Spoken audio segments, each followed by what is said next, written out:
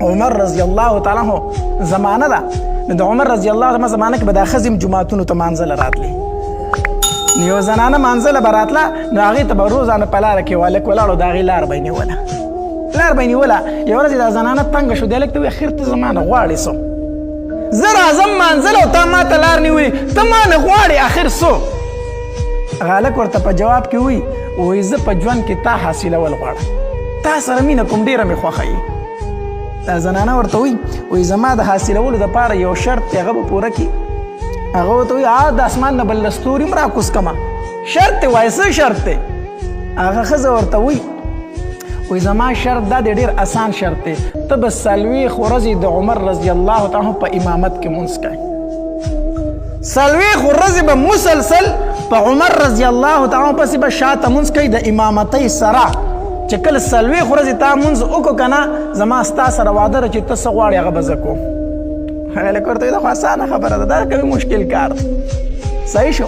هلک به پابندۍ سره مانځله راځي او په عمر رضی الله تعالی پسې شاته ودرېږي او څه کوي؟ مونځ کوي.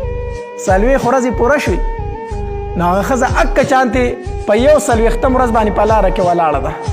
واده یې کړی و د هلک سره که نه، په لاره کې ولاړه ده چې د هلک تېرېږي. هغه ښځه ورته وایي واده مې کړی و او د وعدې مطابق تاله راوتې یم، د وعدې مطابق تاله راوتې یم، راغلی یم.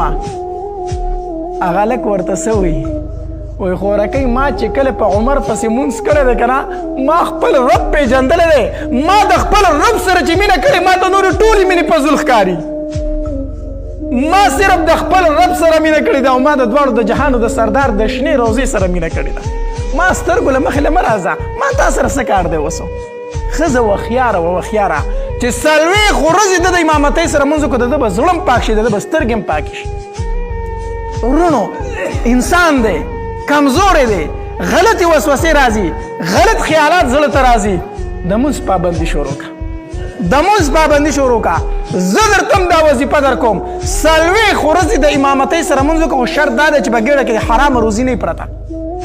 40 ورځې د امامت سره مونځ وکړه، ته د خپل زړه نورانیت ته ګوره او ته د زړه خپل پاکوالي ته ګوره. الله تبارک وتعالی د عمل کولو توفیق راکړي. هره زنانه چې ده هغې له احترام ورکوي، هغې له عزت ورکوي، هغې ته د مور په نظر وګوره. هره زنانه غلطه نشي کېدی. بازار ته یو زنانه راغلي که نه، د خلکو په ذهن کې دی چې دا بازار ته راوتې دا به غلطه وي. هره زنانه غلطه نشي کېدی. ډېرې خویندې داسې په کور کې هېڅوک نه لري، هېڅوک نه لري، مجبوره ده راشي سودا ځان له وکړي. د هغې دا مطلب شو چې دا غلطه زنانه ده؟ نه دا نشي کېدی. هرې زنانه ته په دروند نظر وګوره، سبا به ستا زنانه په عزت باندې وي. الله تبارک وتعالی د عمل کولو توفیق راکړي. واخر دعوانا ان الحمد لله رب العالمین.